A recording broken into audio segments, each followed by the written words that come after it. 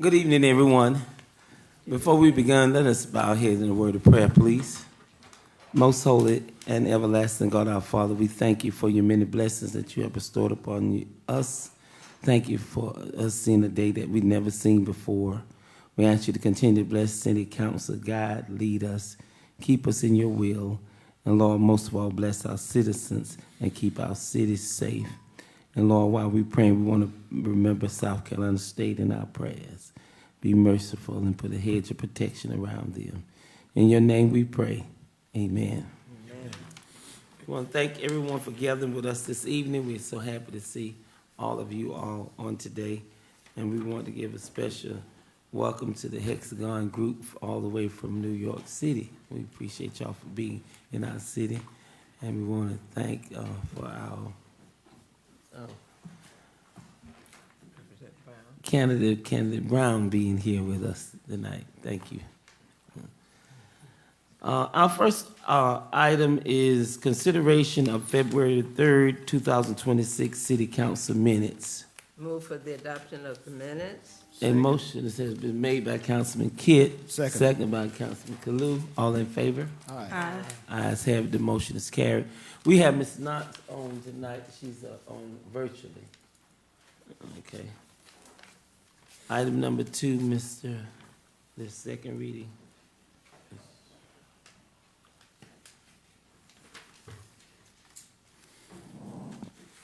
Good evening, Mayor and Council.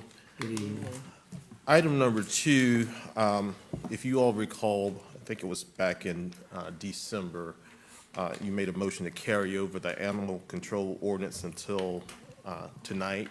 I understand that there is still some work being done by Attorney Kozlaric, and so respectfully, I would ask that you all consider carrying it over again until April, second meeting in April. Can we ask Attorney Kozlaric to give us a little update on where you are as we carry it over, please?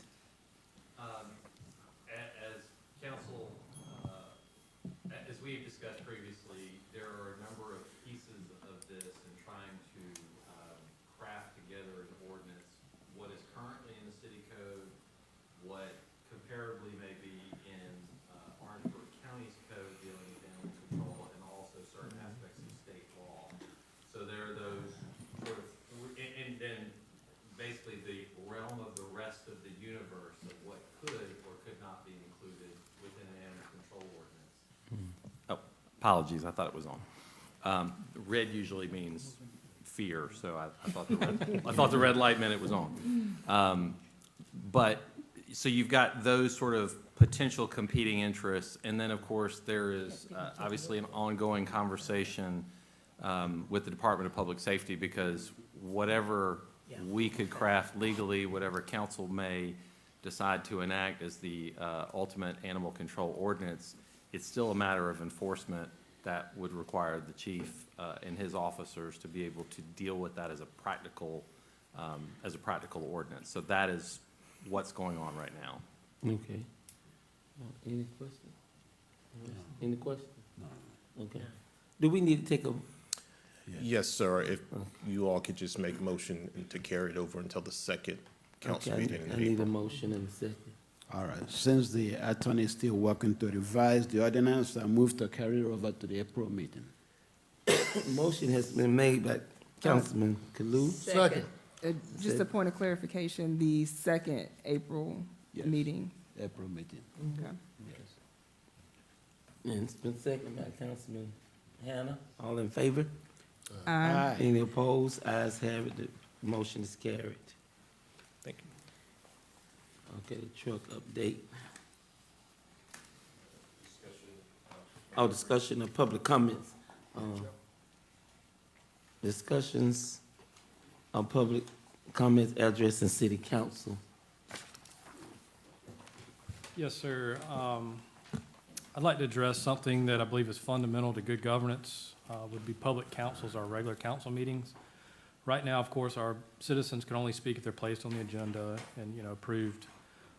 We're a council-led form of government. We answer directly to the people. Our meetings should not be open for observation. They should be are not only be open for observation, they should be allowed a structured opportunity for citizens to be heard. I don't want to be confused. I'm not proposing a open microphone with no rules. Proposing a controlled public comment period at the beginning of each regular meeting with clear guidelines. Just what I was thinking off the top of my head, 3 minutes per speaker, sign in before the meeting, and what you want to speak about. Comments being limited to city business, no back and forth debates, and order being enforced by the proceeding officer, the mayor. This is standard practice in many municipalities. State law does require meetings to be open, and it gives us the authority to determine how they are structured. This is a policy choice that we as council can make. I believe that public comment builds trust, it reduces frustration, it gives citizens a clear and direct channel to speak to their government rather than resorting to social media or rumor mill, et cetera. If we're confident in our leadership, we should not be reluctant to allow 3 minutes of structured public input. I would ask that council now direct staff to draft a formal public comment policy for an adoption at a future meeting. Well, we need some discussions on that, council. So we Yeah. need to bring some discussion. We have, I feel like we have a structure in place. Anybody that wants to come and speak to the council can come and speak to. We never prohibits anybody from coming and speak to us. The way we are doing it now, it gives us a chance to prepare for any comments that anybody wants, anybody in discussions, they can get on the agenda. I'm talking about me. I'm just not in agreement with that. Okay. Okay. So rest of y'all can discuss. Mr. Mayor, before I make a comment, I need to ask Councilman Hawkins just a little question. Are you asking the council to make an injunction to what we have right now until we discuss the issue? Say that one more time. Do we have to have an injunction, preliminary injunction to block the ordinance that we have right now? I would say more of an amendment. Could we go in and amend that ordinance? Okay. You're saying objection to that? Yeah, injunction, yes. Or Is there objection? anything, yes, is Okay. there anything wrong with the ordinance? I just think that people ought to be allowed to come in, and speak to council right before instead of having to go to City Hall and, go through the process. I feel like that limits a lot of citizens where they feel like they're almost, it's a process, I guess, they feel like they go through, just coming from constituents, reaching out. And I said, Go ahead, I'm sorry. I quite agree with you that the public has the right to address the council, if so permitted by the presiding officer. And the ordinance is a law that was passed by the local council. And so being a law for us to, revise, it has to be in the book for us to discuss. So if your intent is to make a recommendation or to change the ordinance, maybe you need to put that in the next agenda that we can, find out what is wrong with the current ordinance that we have. And because right now, we give each member the chance, that's non-member, which is the public, the chance to address the council using 5 minutes, not 3 minutes though, 5 minutes. And they're also given the chance to put their name in, because there's a lapse time for them to put their name in. Because what we are looking for is a procedure that we can use to run the meeting in a sensible manner. Because if we just have an open case whereby, you come through the door and say, I need to, address the council, that might run, displace the smooth running of the council meeting. But if they are given the chance to put their name in on the list, then we can know that Tom and Jerry would like to speak before the council. I don't care what they want to speak. So far, they They don't cause any problem of calling names. So if there are 12 people, let them speak. So far, their name is on the list, and then we know that 12 people are going to speak, tonight. But if anyone just comes in and then wants to speak at the last minute, that might cause some confusion. That's the way I look at it. I was looking at the Robert Rules of Law, although it's silent, but I checked on that book, and that runs into parliamentary procedures. And it states that really non-members don't have to speak during the council meeting, whether it's local or local or county or state. They don't have to speak unless they are approved by the presiding council, which is the mayor or someone else who is presiding the meeting. So I'm just talking in terms of smooth running of the council. What you're saying is right. The public should be given the chance to do, but we need to do it in a way that we have to have a smooth running of the meeting. Thank you. Yes, sir. Two questions, I believe. One, the current situation, let me start over. First, I want to first say that I think public input is important, and I welcome public input. Currently, I think we have a format, and I asked the city administrator to correct me if I'm wrong. We do have a format in which any citizen can sign up to speak at any city council meeting, which is simply a call to the city clerk to get on the agenda, or is there more that has to be done in that instance? Just a call or email, some type of communication. A call or an email to the city clerk, and by what day and time? So by Thursday, before the meeting, is it by noon? I think so. By noon, On the Thursday prior to our city council meeting. Yes, ma'am. And they're given 5 minutes to speak. And is there a limit to how many people we will accept at that time? Generally, no. I will say, though, when we've had like very heavy meetings, sometimes we do ask if the person would be willing to speak at the next meeting. And if they're willing to do that, then that's fine. So we're just asking them to speak at the next meeting, but we're not denying them a chance to speak? Never. Okay. So I guess my question, Mr. Hawkins, is what would you like to see in place of the current format that exists?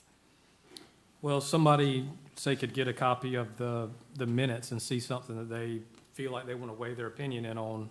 Well, if those minutes have already been posted on that Friday, they can't get in. They've got to wait to the second reading to get on if it's something with a second reading. And Mr. Evan, correct me if I'm wrong, does it have to be approved? Like if somebody calls and says, hey, I want to speak at the meeting, does that have to be approved by the mayor? No. Or does it just, If they want to get on the agenda, it doesn't have to be approved. They have to go to the clerk if they call prior. But if we in session, it has to be approved then. okay. Yeah, but if we're in session, but if they call Ms. McDaniel? McDaniel on that Thursday, 12 o'clock before, that council day, then they can be on. We never deny anybody. And just like Mr. Evans said, if we have a heavy agenda, a real heavy, because sometimes we've had long things, Yeah. we'd be here all for a long time, but we never deny anybody. But the council agenda is posted Friday? Yes. Okay. That would just kind of, if you got to say Thursday by noon that you want to come in and speak, then something comes that's, that weighs a lot to you and you want to speak about it, you don't know about it till the next day. So you're proposing perhaps, again, I'm just asking for clarification, that they are allowed to be added to the agenda after the agenda has been posted? Yes. Okay. Thank you. And I would say, just to limit the time, 3 minutes per each person and up to 5, so 15 minutes at the beginning of each meeting.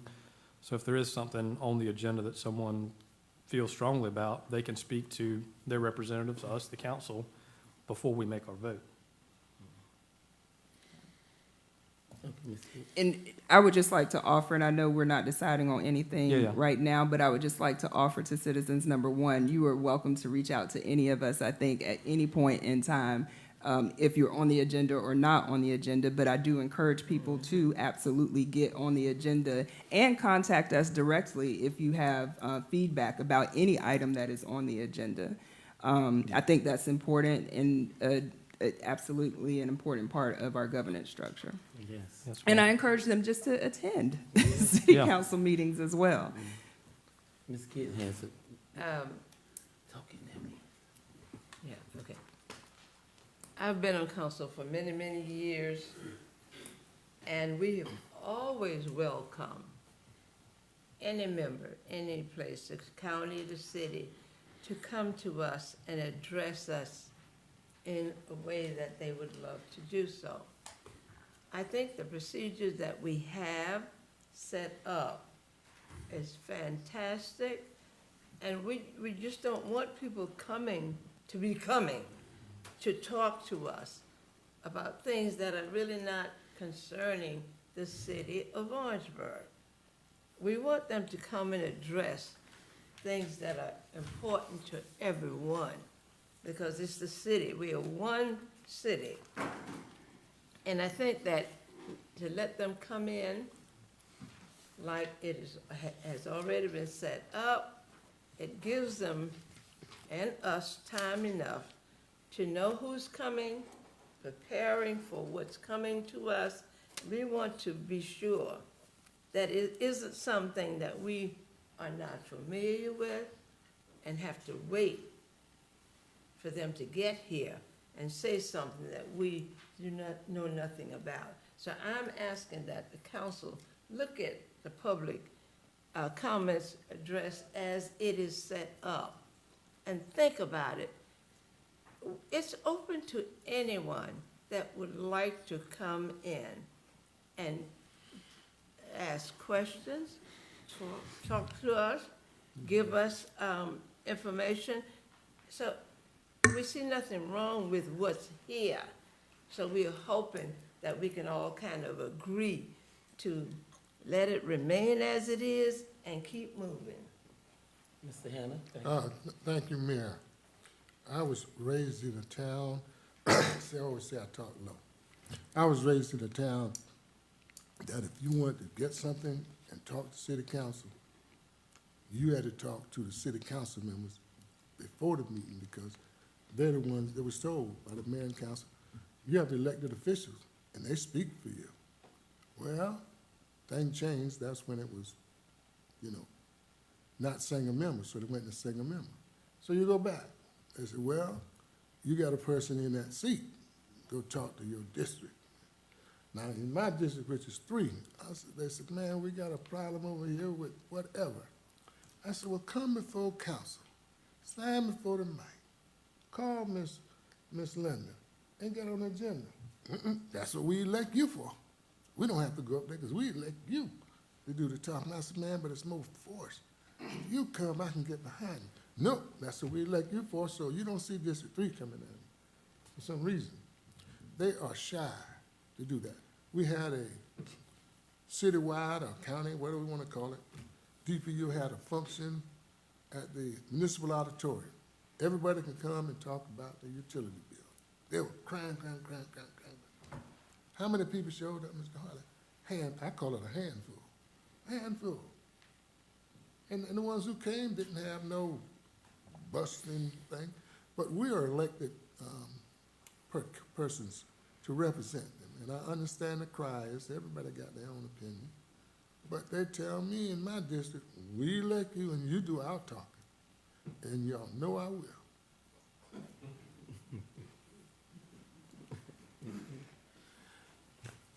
We want to say to the public, if you're listening to us, you're always welcome here. We have procedures in place. Just follow the procedures. And you're welcome to call, as you always call the office and talk to me and talk to those that are in office. We are here for you. We will never, ever deny you access to us and to information.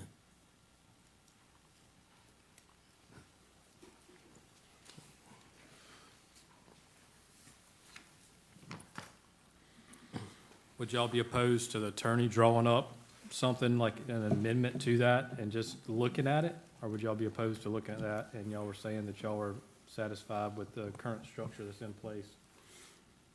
I'm satisfied with the current I'm structure. satisfied with and- where and- we are. And where we are. If there's an amendment that you want to share, Mr. Hawkins, I don't see anything wrong with sharing something, because whatever is shared is going to have a vote with Okay. for a change, so I don't think there's anything wrong with that. I mean, since it's a law, and you want the attorney to look at it, he can look at it and make some suggestions for us to look at the policy that we have and take a vote. Yeah. All right, I'll move forward with that. I appreciate it. Thank y'all for listening. Yes. Thank you. Thank Thank you, Mayor and Council. Yes. The next item is a fire truck update. I just wanted to provide for your information and for information of the public. But before I do that, if I may, I just wanted to remind the public that we have a next version of our community chats coming up next Tuesday. It will be held in this chamber at 6 o'clock. It will be in regards to public safety. So Chief Austin and his team will be available to provide some overview of public safety and obviously take any questions that the public will have. So we strongly encourage the public to attend that forum. Again, thank you to Councilwoman Grievous. It was Community Chats was her brainchild. And so this will be the second session of a four-part session. So just wanted to remind everyone of that. And we encourage them to submit their questions so they That's can right. get answered. That's right. Okay. The fire truck update, as you all know, you passed an ordinance that gave me the authority to enter into an agreement not to exceed $945,630 for the purchase of a new fire truck. I am happy to let you all know that that financing is complete. We received the funds, I think it was this morning, as a matter of fact. So the total amount is $822,833. That will cover all of the enhancements that need to take place to the vehicle, the badging, all of that stuff. So that's the total amount. We received a 4.33% interest rate from South State, and the payments will be $103,691. Just by way of to recall, we have $147,000 worth of debt just rolling off at the end of the year, so we'll be able to absorb this new payment happening. Can you repeat that payment again? It's $103,691 Per annual payment. and- And did we already secure the engine? We will, Chief Whittingham is we'll be working on that tomorrow. Okay. So we hopefully will be able to go ahead and secure it. Thank you. Yes. And what the difference between was the initial, 945,000, I think that was approved? Mhm. So we just took out a loan for the 800. Yes, sir. How much was the total loan? 800 what? $822,833. And that's including equipment and everything that's ready to go. Yes, sir. Yes, sir. Thank you. Mr. Sidney, the truck is coming from what state? Illinois. We're on Eastern Standard Time, Mr. We need that truck. Chief Whittingham, we need that truck. You might can get it tonight. They on a different time zone.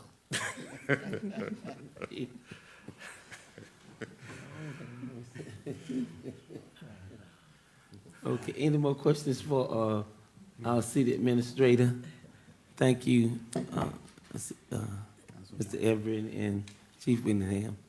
Thank you. Thank you, Mayor and Council. The next item for your consideration is a resolution accepting a South Carolina Department of Commerce grant, approving the use of grant funds and authorizing further action. So, a little over a year ago, as you might recall, the South Carolina Department of Commerce Rural Development had a strategic planning initiative pilot program. Part of that program is we received 100%, they covered 100% of consulting costs to assist us with developing a strategic plan for downtown, basically. And another aspect of that grant was a $250,000 grant to support a project that advances the city's economic development efforts. We have given a lot of consideration to a project that we thought would certainly enhance those efforts. As you all know, with the new City Hall and we moved out of the Stevenson Auditorium, we've done a lot and continue to do so to enhance that tremendous city asset. We spent $800,000 of capital project sales tax funds to replace the roof. We put in a new sound system, new lighting, and we want to continue to renovate that facility so that it can become a strong economic anchor for downtown, attracting visitors, and really enhancing our efforts.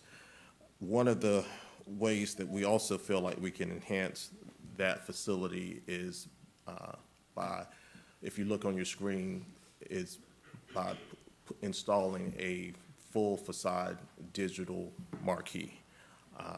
That way, the public could be informed of any and all events that not only take place at the Stevenson, but just in the city in general. I think it will be a tremendous point of pride for the city. It'll add a certain panache to the auditorium, and it would also, like I said, just continue with the renovation efforts. We're going to partner with the Central Carolina Community Foundation to raise funds for other renovation projects with the Stevenson. And eventually, we just want Stevenson to be that economic driver that we know it can be, similar to what the Newberry Opera House has become for downtown Newberry. And so with your permission, I'd like to invite Mr. Edders, who has been a great partner in helping us to get Stevenson going. Do you want to share? Mayor and council, it's good to see you this evening. Good evening. As most of you know, the Stevenson Auditorium is a landmark in downtown Orangeburg, and it's something that's dear to me because it's the first job I ever had. As a young man, I was working with Julius Frederick, for those of you that remember Freddie, that worked downtown, and we did a lot of performances, different things in that vicinity. The reason that we talked about them, was Sydney. I won't take too much of your time. The Carolinian, forget about all the names that you put on. This is just a rendering. It's going to be Stevenson Performing Arts Center. This is a rendering that they put together for us because we had to get an idea whether or not the grant was going to be viable. You know, if this was going to be $750,000, then obviously we couldn't do it. And so we needed something that was going to be iconic downtown and that still fit the South Carolina Department of Commerce's parameters for what the grant could be used for. We looked at some other things, but unfortunately, the grant wouldn't have come close to satisfying the cost of those things. So, you know, as much as we'd like to put the 250 into the interior Stevenson, the grant parameters don't allow you to do that. It has to be forward-facing, community has to be able to see it, and they're looking for a big win because this is a newer grant process that they're doing. So they wanted something that was a big splash.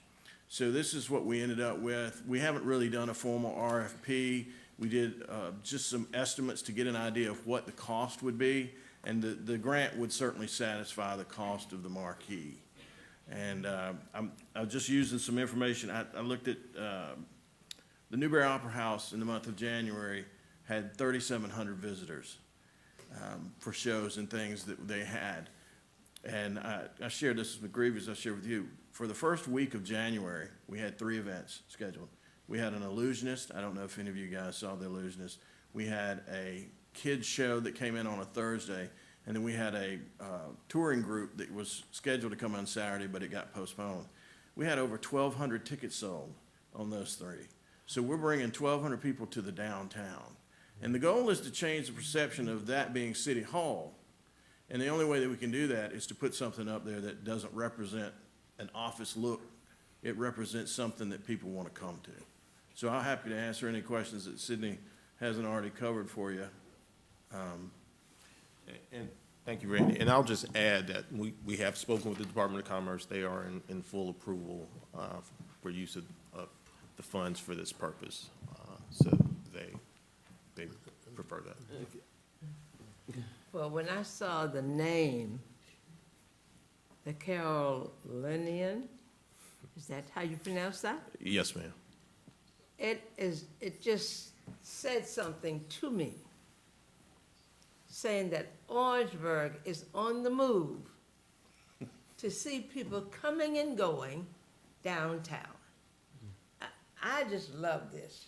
Well, I will say that the reason, when I was getting these renderings done, we were just kind of throwing stuff out there to see what would stick. The reason I put that on this rendering was because that was the original name of the building. When the building was built, it was the Carolinian. Yeah. Then they changed it to the Carolina Theater, which we don't want to do. Yeah. And so I just stuck that up there. But the more we talked about Stevenson Performing Arts Center, it just seems we maintain the recognition of Stevenson while at the same time picking up the Performing Arts Center thing. So we're taking the old and adding it to the new, and that's kind of the genesis of that. I love it. If everything is approved, what would be the timeline for structure to take place? Well, we would have to, if you all approve this, we'd have to put an RFP out for the actual marquee. So that'll take some time, a few weeks. And then I'd have to get your permission, unless we approve it tonight. Well, no, we'll have to get your permission to enter into a contract to get it constructed and installed. So it'll take a little while. So a few, were you finished? I'm sorry. A few questions. So you said this is the name that is going on the marquee, No. or it is I not mean, the name? certainly it can be anything that the council chooses it to be. Okay. I mean, it is a city-owned building. The plan is to stick with the Stevenson. But if Ms. Kitt likes the Carolinian, I just want to see the marquee go up. Right. Certainly, it doesn't matter to me what y'all call it. Y'all can call it the Michael Butler Performing Arts No, Center. follow me. Okay. And so we are looking at a marquee similar to one of, I'm assuming both of these renderings are the same thing? Yeah, that one's a you shared with us? nighttime image. Okay. And does the marquee allow for where the flags are placed? Does it allow for wording to go Yes, those are in that full, area? those are full LED boards. And so you'll be able to put city events on that. You'll be able to, I mean, I don't know what the legalities, we'd have to talk to Michael about selling advertising space on it. I mean, I don't know. The bottom line is, it's gonna light up the entire downtown. And that's what we really want to do. I mean, we want to make it a beacon for the down, it's similar to what the mural is. The mural has become iconic. People come down to see the mural. Consequently, we want this to be the same thing. And you said an official RFP will go out, so local businesses, out-of-state businesses, Absolutely. everyone will have an opportunity to bid on this. And can you reiterate the cost to the city for this marquee? 0. Thank you. I was raised in Atlanta, Georgia, and we always went to the Fox Theater. Yes, sir. And if you ever been to the Fox Theater, you know, they have that, you can see, when you walk down the street, it creates excitement, because you see the ballet, everything up on that marquee. So I am just happy. Any questions? How about you, Councilman Joy? No, I'm good. I think it's good. I I'm think, back. like we spoke via email, I think, the rebranding kind of getting City Hall out of people's mind, and City Hall's over there, and this is now bring the Stevenson back, so. Good. But I thought about it. Mr. Everin, when you presented to us, when you first came, you did something of this kind of information to us that would give us that look for downtown Orangeburg. And this is what really struck me when I saw this. Yes, ma'am. The exact information that you gave us. Yes, ma'am. Okay, any more discussions? If not, I'm gonna read the resolution. Resolution accepting a SCDOC grant, approving the use of grant funds, authorizing further actions, and providing for other related matters. Mayor and council, I move for the adoption of accepting the SCDOC grant. Motion's been made by Councilman Kidd, Second. second by Councilman Grievous. All in favor? Aye. Any opposed? Ayes have it, the motion is carried. Thank you, Mayor and Council. Yes. The next item for your consideration is first reading of an ordinance approving a license agreement between the city and WF Media Group LLC. This is, as you all recall, we entered into a letter of intent with WF Media Agreement. This is the group Joke Farm. Akintunde Warnock is he and his wife are the primary partners here. This agreement is a licensing agreement that would basically, for a 2-year term, allow this group to operate out of Stevenson. The city would receive 20% of all gross ticket sales. WF Media would be responsible for cleaning utilities that exceed the base level monthly utility rate. Any damages, they would be responsible for security deposits and actually security of the facilities during any of their events. What the WF Media would commit to is also providing live comedy performances, television productions, and specials, including the 26-episode series, talk shows, town halls, podcast recordings, holiday and inspirational music programming. They're also committing to an annual comedy festival beginning in 2027. And just by the way of memory, the Joke Farm brand is family oriented. It's clean comedy. Akintunde is a pretty much a national, international renowned comedian that has appeared on BET and other comedy networks. They also are committing to provide educational and mentorship opportunities for local high school and college students, and to basically make sure that the city of Orangeburg is receiving PR anytime they do any event. So the city's seal will be present, and it'll be acknowledged as powered by the city of Orangeburg. So this is, I would say this would be akin to a Las Vegas residency, if you will.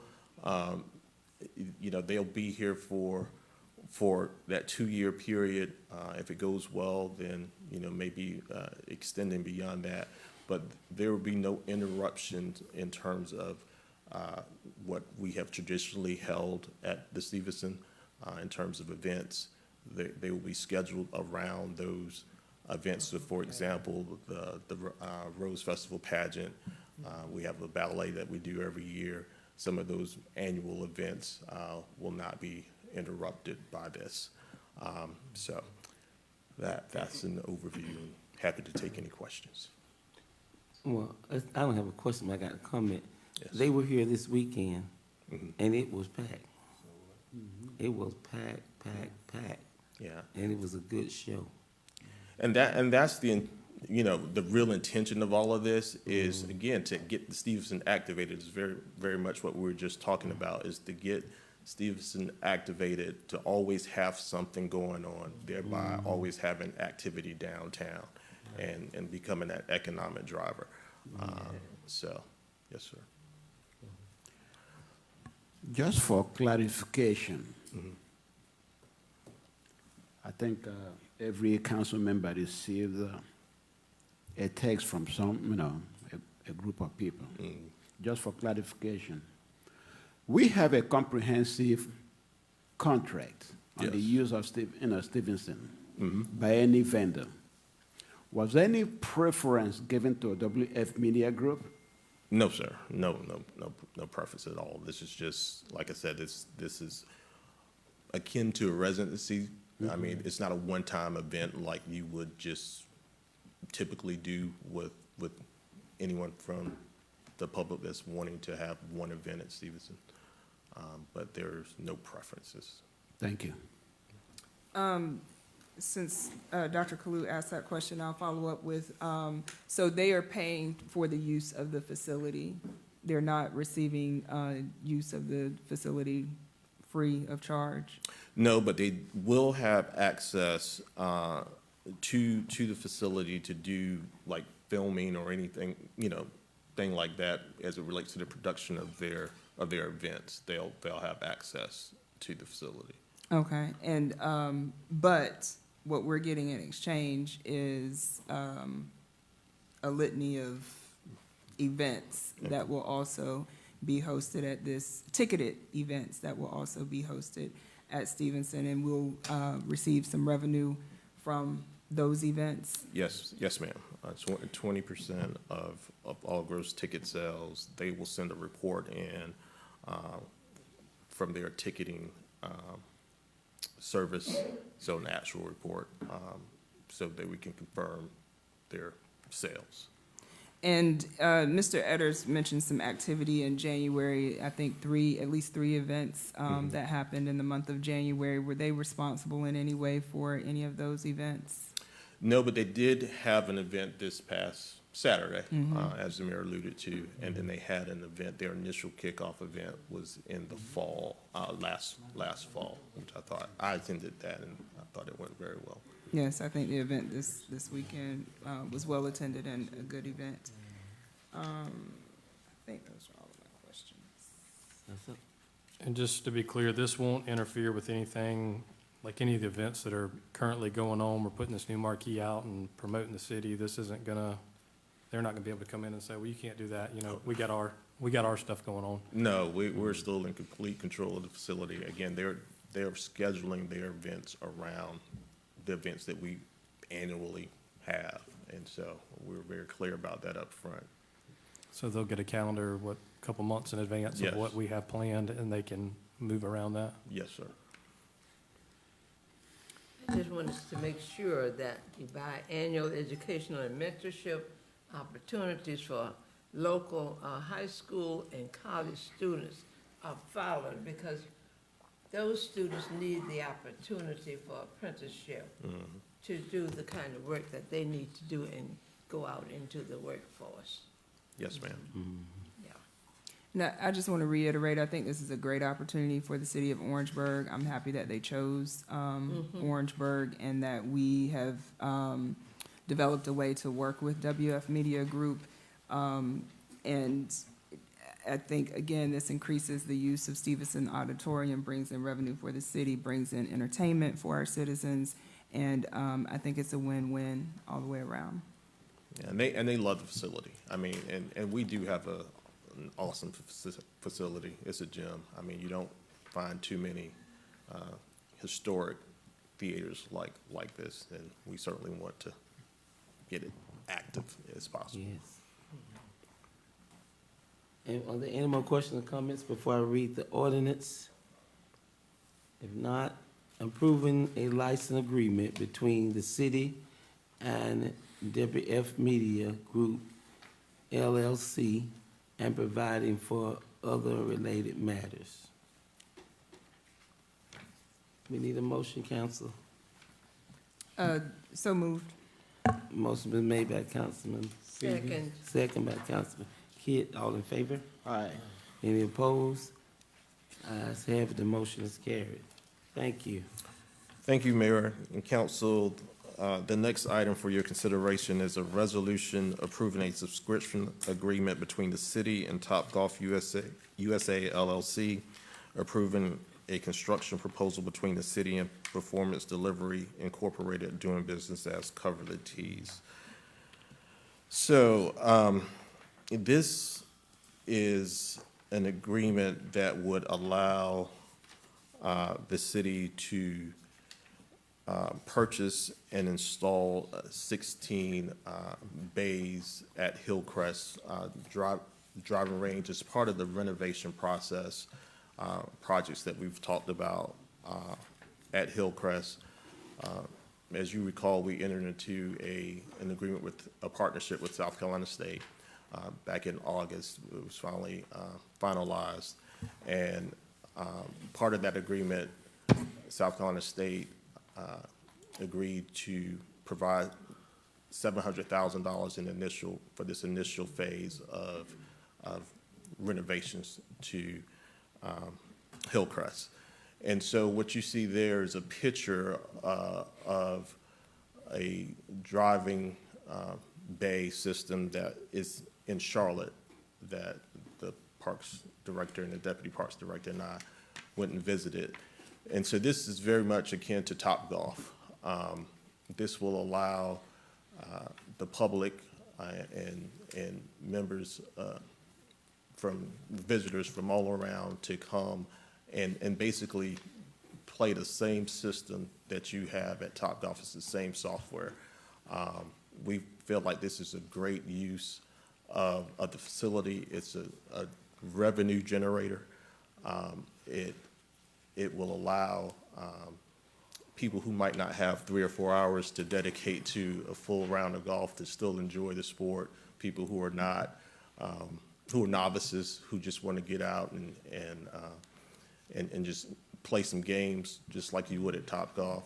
So what this would entail would be 12 regular bays and then 4 corporate bays where people can we can either get sponsorships from local businesses, or those bays can be rented to have parties or what have you. And so we're excited about what this first phase of renovations to Hillcrest can bring. South Carolina State has been a part of the conversations all along. They are in approval for this. And so with your approval, we can move forward with the hopes of getting this up and running by probably like mid-May. Happy to answer any questions. Yes, sir. So you still hit the golf ball like Topgolf. It just has a digitally enhanced where it shows you where the ball's going. Yes, sir. And what was our upfront cost on it? We, as a city, don't have any Okay. upfront costs. This will be covered by the $700,000 from South Carolina State. And will we still have a traditional driving range, or this will take the place of it? This will primarily take the place of it. We think we might want to have a little small part for You got some old school purists. golfers that probably. Yeah, I understand. So, And will this close at the close of business? I know Topgolf, has corporate events after hours and. no, we probably want to extend it because with the proper lighting, it could stay open at Nighttime, yeah. nighttime. It'll have golf ball dispensers there. So, yeah, this is, I think, a great revenue generator for that facility.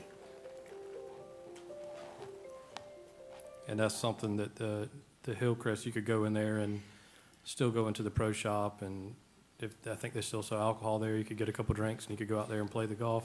Yes, Yeah. and we actually will have a section built there that if we wanted to build in a snack bar Yeah. for folks who, just once they're out there, they don't want to have to go all the way back to the pro shop. They can get whatever drinks. Yeah, I think that'd be awesome. Dr. Kalu? Yeah.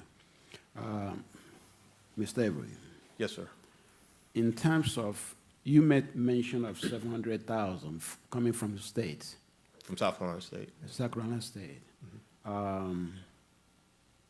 Any additional money from them besides the 700,000? Yes, sir. So overall, I think they committed $1.3 million to the renovations, and then the city committed up to $2.2 million, $2,250,000 of capital project sales tax money that will likely become available next year. In terms of loss in the business, what is the percentage for both the city and also South Carolina State? In terms of loss? Yes. So the agreement basically states that if there is a loss, that South Carolina State will cover 50% of the loss for up to $100,000. We also will have the opportunity, if we have 2 years in which we have losses in a 5-year period, we have the opportunity to withdraw from the agreement. So this past year, we took a look at our numbers, and last fiscal year, we had a net loss of $2,000. So we almost broke even. All right. Thank you. Yes. And I have one more question. On the profit on this, is this being split with South Carolina State, or this is going all to the city? Yes, so the agreement requires that any profit first goes toward operations and any additional renovations, and then it will be split 50-50 between South Carolina State and the city.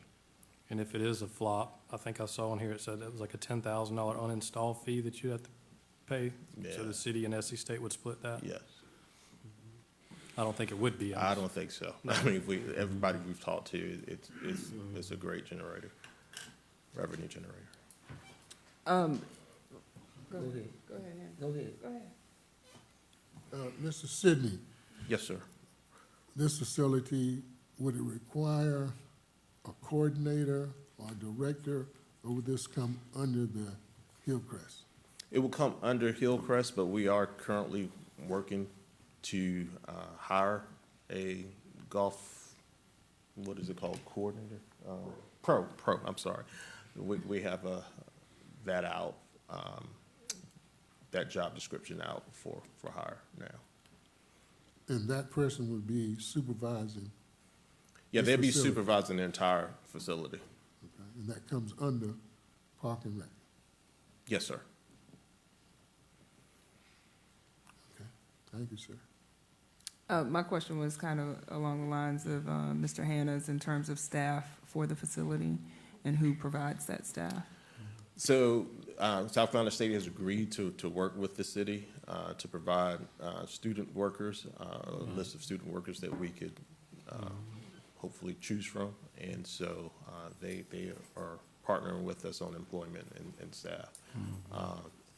This particular facility wouldn't require a lot of staff. It's, you know, with the ball dispensers and everything, it's pretty self-sufficient.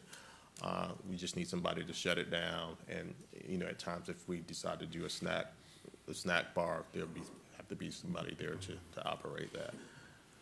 So we should assume that any decisions in terms of operations, major decisions made regarding renovations, any of that stuff, would be handled between the city and South Carolina State University. That is correct. Yes, ma'am. Thank you. Ms. Gibbs? Will there be opportunities for other students other than South Carolina State? Yes, I'm sure, in terms yeah. of employment, yeah, if they Okay. want to apply, yes. Okay, good. Okay. Okay, are there any more questions or comments concerning item number 7? If not, I'm going to read the resolution. Resolution approving a subscription agreement between the city, Topgolf USA LLC, approving a construction proposal between the city and Performance Delivery, Inc., DBA cover the T's and providing for other related matters. We need a motion. I move that we adopt the resolution. Second the motion. Motion has been made by Councilman Grievous, second by Councilman Hannah. All in favor? Aye. Any opposed? Ayes have it, the motion is carried. Thank you. Thank you, Mayor, Council. Mr. Hawley, are there any DPU matters? Mr. Mayor, members of council, I'm happy to report we have no business with the council. Thank you. Before you go to executive, let me say something, please. Go ahead, personal privilege. Personal privilege. I just want to congratulate Mr. Everin for the agenda this evening. It means that Orangeburg is really on the move. Yes. And I want all of us to believe in yourself and get other people to believe. Orangeburg is the Midlands of the state. And people come in here to find answers to things that they want to know. Because Orangeburg is really on the move. I feel like we are $1 million group of people ready to move from whatever we have and move on to success. All right now. Amen. Yeah. Definitely. As we all said in the church, say amen. All right, we have executive session. Our first item is the discussion of matters relating to a proposed location expansion and provision of services, encouraging the locations or expansion of industries or other business in the area served by the public body, section, South Carolina Section 30-4-70-8-5, Project French. Our next item is the receipt of a legal advice of South Carolina Section 3470A2, permitting fees. We would like to entertain a motion to go into executive session. Move for the adoption of the executive session. Motion has been made by Councilman Kidd. Second. Motion has been seconded by Councilman Kalu. All in favor? Aye. We're gonna say good night to everyone, and we won't be back to open session. Thank you, and good night to those of you that are listening to us.